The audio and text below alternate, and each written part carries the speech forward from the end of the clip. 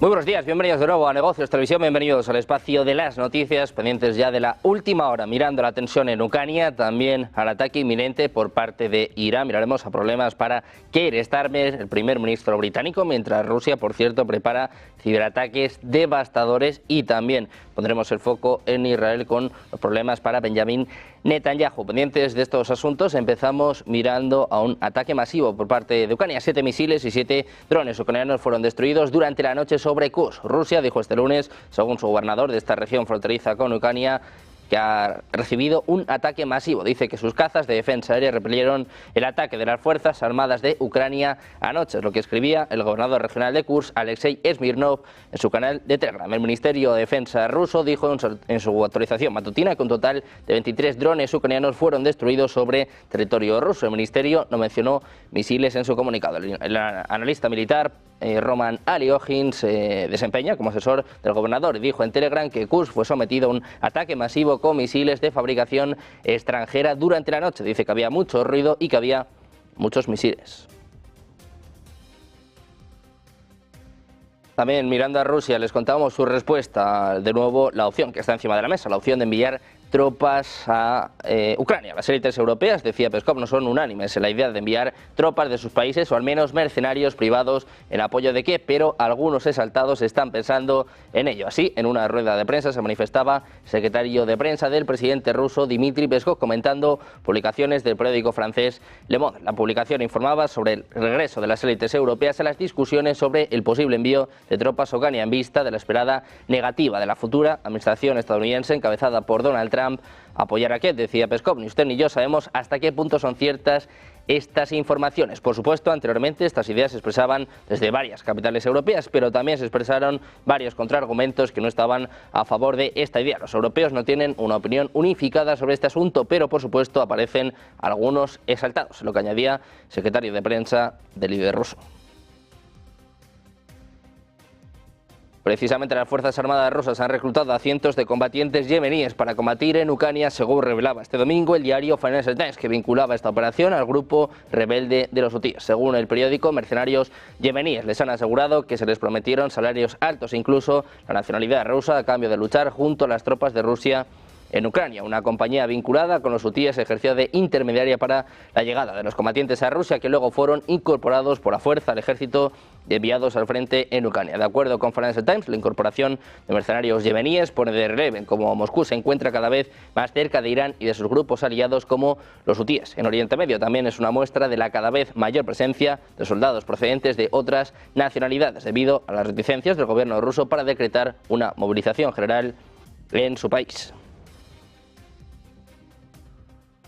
También mirando las opciones de alcanzar un acuerdo en Ucrania, el Kremlin ha dicho este lunes que había notado que el círculo del presidente electo Donald Trump estaba hablando sobre un posible plan de paz para Ucrania, mientras que el actual gobierno de Estados Unidos, de Joe Biden, no lo estaba haciendo y estaba buscando, en cambio, intensificar este conflicto. El portavoz del Kremlin, Dmitry Peskov, hizo sus comentarios después de que se le pidiera que comentara una entrevista que Mike Waltz, elegido por Trump para asesor de seguridad nacional de Fox News, este domingo. Waltz dijo que Trump había estado muy preocupado por una escalada en los combates entre Rusia y Ucrania y que la guerra debe ser llevada a un final responsable. Precisamente el presidente electo de Estados Unidos, Donald Trump, que está planeando una orden ejecutiva que llevaría a la expulsión de todos los miembros transgénero del ejército estadounidense. Es lo que reporta The Times con referencia a funcionarios de defensa. El periódico detalla que la orden podría llegar en su primer día de regreso a la Casa Blanca, es decir, el 20 de enero. Se cree que hay unos 15.000 miembros del personal en activo que son transexuales y serían dados de baja por motivos médicos, lo que determinaría que no son aptos para el servicio. Dicen que también supondría la prohibición del ingreso de personas trans en el ejército y llegaría en un momento en que casi todas las ramas de las Fuerzas Armadas de Estados Unidos no están cumpliendo los objetivos de reclutamiento. Precisamente mirando a Estados Unidos, los diplomáticos dicen que el acuerdo entre el Kremlin y los hutíes, inimaginable antes de la guerra en Ucrania, es una señal de hasta dónde está dispuesta a llegar Rusia para extender ese conflicto a nuevos teatros, incluido Oriente Medio. El enviado especial de Estados Unidos para Yemen, Tim Lenderking, confirmaba que Rusia está buscando activamente contactos con los hutíes y discutiendo transferencias de armas, aunque se negó a ser más específico. Decía, sabemos que hay personal ruso en Sanaa que está ayudando a profundizar este diálogo. El tipo de armas que se están discutiendo son muy alarmantes y permitirían a los hutíes atacar mejor a los barcos en el Mar Rojo y posiblemente más allá. Ha respondido el portavoz del Kremlin, Dmitry Peskov, declaraba este lunes que la actual administración de Estados Unidos es responsable de la escalada del conflicto entre Rusia y Ucrania. Peskov señaló que aunque escuchó a los partidarios del presidente electo de Estados Unidos, Donald Trump, hablar de paz y de plan de paz, esas palabras no salen de la boca de los representantes de la actual administración. También afirmó que continúan las acciones provocadoras y crecientes por parte de Estados Unidos y afirmó que el presidente ruso, Vladimir Putin, ha confirmado en repetidas ocasiones su disposición para el proceso de paz. El funcionario ruso también comentó sobre las informaciones que indican que algunos funcionarios europeos están considerando enviar tropas para apoyar a Ucrania. Decía, por supuesto, antes se han expresado ideas similares en varias capitales europeas, pero también se han expresado diversos argumentos en contra de esta idea. Añadió que no hay unanimidad de opiniones entre los europeos sobre este tema, solo algunos exaltados. Y volvemos a mirar a Estados Unidos, que podría ampliar el alcance de las armas que se entregan a las Fuerzas Armadas de Ucrania. Se ha vuelto a plantear el tema de que Washington está cerca de tomar la decisión de entregar misiles HIMARS a Ucrania. Todavía no se sabe qué versión planean entregar, si con un alcance de 360 kilómetros o más de 900. Los HIMARS son fabricados por Lockheed Martin, que a finales de verano recibió un nuevo contrato por valor de 130 millones de dólares para aumentar la producción de esos mismos misiles. Los HIMARS se lanzan desde los cazas F-16, que como se sabe ya se utilizan en Ucrania. La conclusión de todo es más que obvia: la destrucción de los portaaviones de misiles de crucero occidentales y la destrucción de la infraestructura de los aeródromos es igual a la seguridad de las ciudades rusas a una distancia impresionante de la frontera estatal.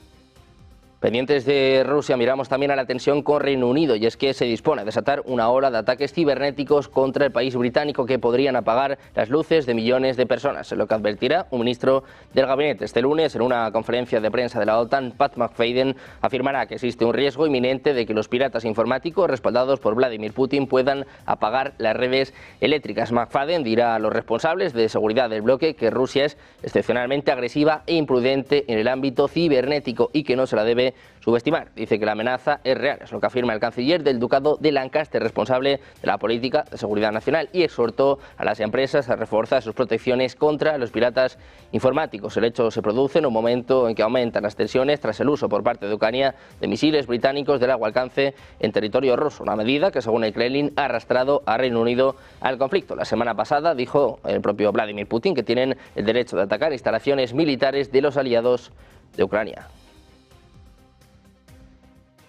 Precisamente el ejército ruso ha capturado a un ciudadano británico que luchaba junto a las tropas ucranianas en la región de Kursk. Es lo que informa este lunes la agencia de noticias estatal TASS, citando a fuentes policiales no identificadas. El hombre fue identificado por varios medios como James Scott Rhys Anderson. TASS lo citó diciendo que había servido como señalero en el ejército británico durante 4 años y luego se unió a la Legión Internacional de Ucrania, formada al principio de la guerra de casi 3 años de Rusia contra su vecino. En Ucrania, Anderson supuestamente sirvió como instructor para las tropas ucranianas y fue enviado a la región de Kursk contra su voluntad. TASS publicaba el vídeo del hombre diciendo en inglés que no quería estar allí.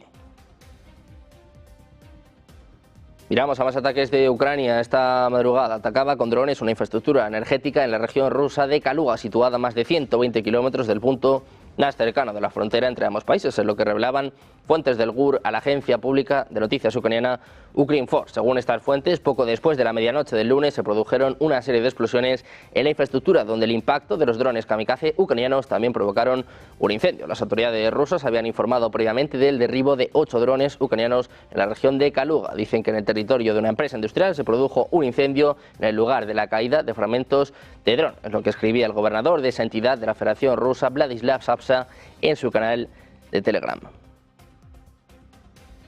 Investigadores ucranianos están estudiando los restos de un nuevo misil balístico ruso de alcance intermedio que fue disparado a la ciudad de Dnipro este jueves, la primera vez que se utiliza un arma tan poderosa en la guerra. Según publica Reuters, de los pocos medios que estuvo presente y ha tenido acceso a los restos de este misil el domingo, y que, por cierto, se pidió a periodistas que no revelaran la ubicación exacta por razones de seguridad. Estos restos chamuscados y desmenuzados se colocaron en un hangar, en una instalación que realiza análisis forenses de armas. Los expertos ucranianos estudian estos restos para obtener información sobre las cadenas de suministro y la producción militar rusa y cómo desarrollar contramedidas.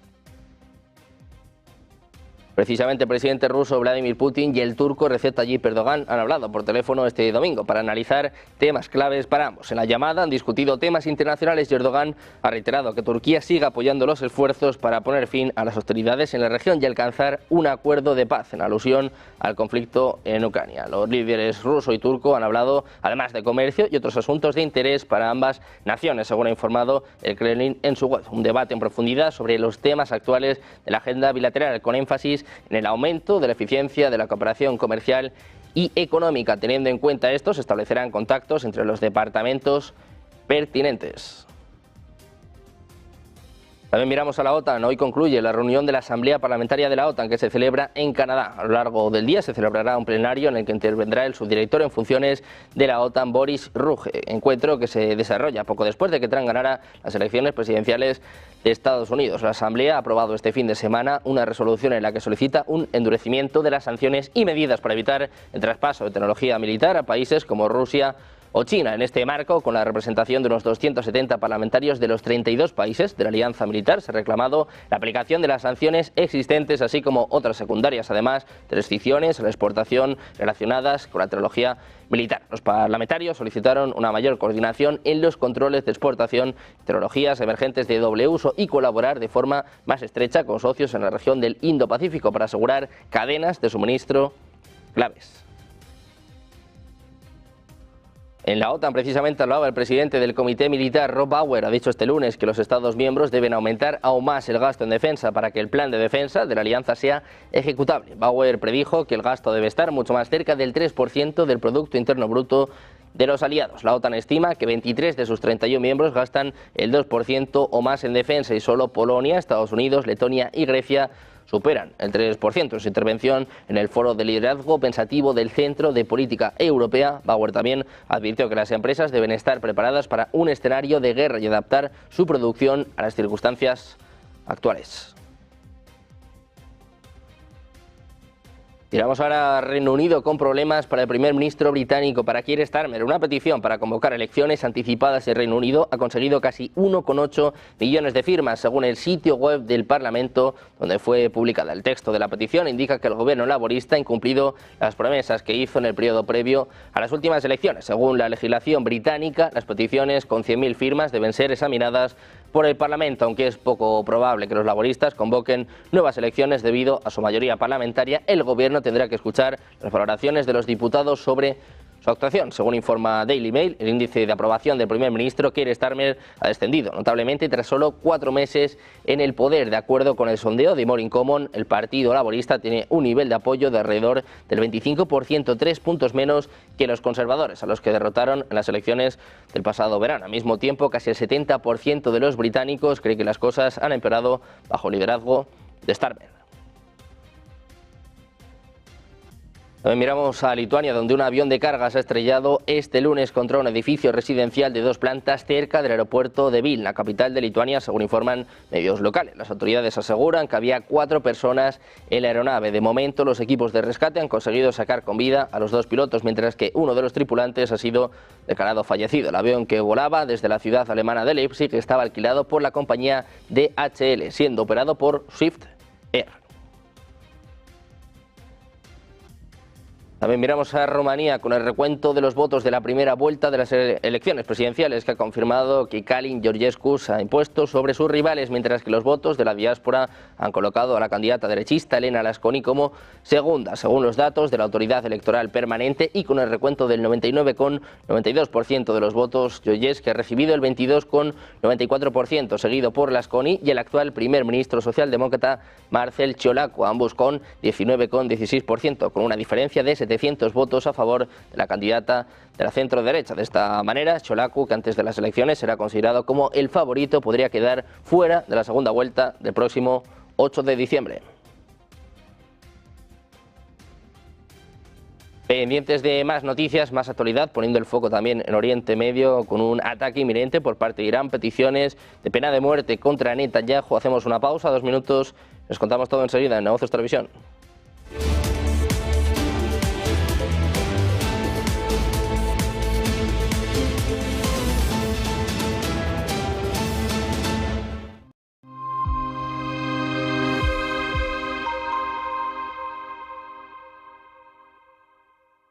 ¿Qué cuento quieres hoy? ¿Te cuento uno de los míos? ¿El del farmacéutico? ¿O el de María, la abogada? El de Ana, la arquitecta. Vale. Eres una niña que soñaba con crear los edificios más impresionantes de la Tierra. Se pasaba el día dibujándolos. Sabía que algún día acabarían llegando a lo más alto de cada ciudad. Y que cualquier persona... Cada profesional tiene detrás una historia increíble. Creer en ella es lo que de verdad cuenta. Arquia Banca, el banco de los profesionales. Silver Gold Patrimonio nace en 2018 con el objetivo de innovar en el mercado de los metales preciosos de inversión, ofreciendo nuevas alternativas para que cualquier persona, familia o empresa pueda entrar en el fantástico mundo de los metales de inversión de forma sencilla y acompañada por consultores expertos en el sector. Silver Gold Patrimonio quiere avanzar contigo. Recibes un mensaje alarmante de tu inquilino en el que te informa que no puede pagar el alquiler. No te preocupes, SEAC está aquí para ayudarte. Nuestro equipo te asegura que recibirás tu renta a tiempo. Con SEAC, tu renta está protegida. Recibes el ingreso en tu cuenta como siempre. Disfruta de la tranquilidad sabiendo que SEAC maneja el imprevisto por ti.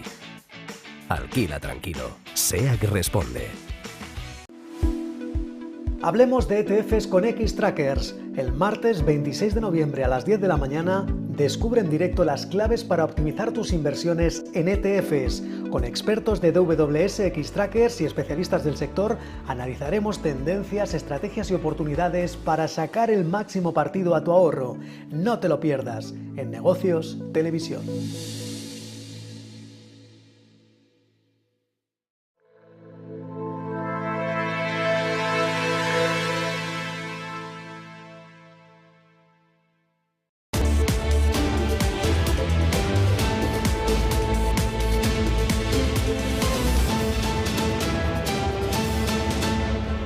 Seguimos en Negocios Televisión mirando la tensión en Oriente Medio con declaraciones por parte del líder supremo de Irán. El ayatolá Ali Khamenei ha afirmado este lunes que los tribunales deberían emitir sentencias de muerte en lugar de órdenes de arresto contra los líderes de Israel, entre ellos el primer ministro Benjamin Netanyahu, por los crímenes de guerra perpetrados por el ejército israelí en la franja de Gaza y Líbano. Decía Khamenei que lo que el régimen sionista ha hecho en Gaza y Líbano no es una victoria sino un crimen de guerra, es lo que manifiesta después de que el Tribunal Penal Internacional emitiera la semana pasada órdenes de arresto contra Netanyahu y su ministro de Defensa, Yoav Gallant, por supuestos crímenes de guerra en el marco de la ofensiva en Gaza. Así ha recalcado durante un discurso ante miembros de la Fuerza de Voluntarios Basij que estas órdenes de arresto no son suficientes. Ha reclamado que se dicten sentencias de muerte contra Netanyahu y los líderes criminales de su régimen, según el vídeo del acto emitido a través de su propia página web. Irán, que se está preparando para responder a Israel, es lo que decía Ali Larijani, un importante asesor del líder supremo del país, en una entrevista publicada este domingo por la agencia de noticias iraní Tasnim. El 26 de octubre, aviones de combate israelíes llevaron a cabo 3 oleadas de ataques contra objetivos militares iraníes, pocas semanas después de que Irán lanzara una andanada de unos 200 misiles balísticos contra Israel. Teherán ya había prometido responder a los ataques de Israel. Mientras tanto, Israel está avanzando hacia un acuerdo de alto el fuego en Líbano con el grupo militante Hezbollah, información que ha publicado el periodista de Axios, Barak Ravid, en X este domingo, citando a un alto funcionario israelí. Sin embargo, en un informe separado de la emisora pública israelí Kan, citando a un funcionario israelí, dijo que no se había dado luz verde a un acuerdo en el Líbano y que todavía quedaban cuestiones por resolver. También miramos a España con máxima expectación en el día de hoy ante la declaración pública por parte del presidente del gobierno, Pedro Sánchez, especulaciones sobre que podía dimitir. Sin embargo, este ha sido el anuncio que hacía Sánchez. Lo escuchamos. Y para dar continuidad y ampliar ese impresionante legado que deja Teresa Rivera en nuestro país, nadie mejor para sustituirla que alguien que encarna esos mismos valores: rigor, profesionalidad y conocimiento experto. Por ello, tengo el honor de anunciar que la nueva vicepresidenta tercera del Gobierno y ministra para la Transición Ecológica y el Reto Demográfico será Sara Agensen. Madrileña, nacida en 1976, Sara es ingeniera química de formación por la Universidad Pública Complutense de Madrid, con especialidad de medio ambiente, y ha ostentado el cargo de Secretaría de Estado de Energía durante estos últimos 4 años. Es una de las mayores expertas de nuestro país en transición energética, también en política medioambiental, y a lo largo de más de 20 años de distinguida carrera profesional, lo que ha hecho Sara ha sido desempeñar diferentes responsabilidades ligadas a la acción climática, tanto a nivel nacional como a nivel internacional. Ha trabajado en la Oficina de Cambio Climático, supervisando análisis sectoriales, desarrollando escenarios y diseñando medidas e instrumentos innovadores. Sara ha sido negociadora de la Convención Marco de Naciones Unidas contra el Cambio Climático y miembro también destacado del Grupo Intergubernamental de Expertos de Cambio Climático desde el año 2002. También ha sido miembro del Consejo Asesor de la Organización de Naciones Unidas del Medio Ambiente y, por último, ha sido también de las Naciones Unidas para el Desarrollo Industrial miembro, además de participar como experta en diferentes grupos de trabajo de la Comisión Europea. También miramos a los mercados, en este caso con el Banco Central de China, que mantiene sin cambios la tasa de interés de los préstamos a mediano plazo, medida que toma mientras el Banco Central del país busca estabilizar el yuan, que se ha visto bajo presión tras la victoria de Donald Trump en las elecciones presidenciales de Estados Unidos. El Banco Popular de China mantuvo sin cambios la tasa de facilidad de préstamos a mediano plazo en un 2% para préstamos a un año por valor de 900.000 millones de yuanes a algunas instituciones financieras, según el comunicado oficial del banco. Una semana en la que Wall Street se prepara para una semana corta con la festividad de Acción de Gracias y el Black Friday, que inicia compras navideñas y arrojarán luz sobre el comportamiento de los consumidores en medio de unos precios más altos. La salud del consumidor estadounidense y del sector minorista centrarán el foco de atención. Los principales índices bursátiles vienen de una semana ganadora, ya que el repunte posterior a las elecciones aceleró nuevamente. El Dow Jones, que reúne a 30 valores, avanzó cerca de un 2% la semana pasada y cerró en un récord. Mientras tanto, el índice de mercado amplio y el Nasdaq Composite subieron cada uno cerca de un 1,7%. El Russell 2000, de pequeña capitalización, subió aproximadamente un 4,5% durante la semana. El índice de referencia S&P 500 subía un 1,7% la semana pasada y se acercaba a máximos históricos, mientras los inversores asimilaban el final de una sólida temporada de informes corporativos del tercer trimestre. Las ganancias van camino de haber subido cerca de un 9% con respecto al año anterior, pero las ganancias recientes de dos minoristas de alto perfil arrojaron perspectivas marcadamente diferentes. Walmart elevaba la semana pasada su previsión anual de ventas y ganaba por tercera vez consecutiva, mientras que Target y sus acciones, después de que la empresa pronosticara ventas y ganancias comparables para el tercer trimestre de vacaciones por debajo de las estimaciones, este miércoles también caía. Pendientes de esta semana clave con datos de PCE, PIB en Estados Unidos, también IPC de la eurozona. Hacemos una pausa, unos minutos y enseguida volvemos con todas las claves. Enseguida, ponte en acción de la mano de Eva Villanueva.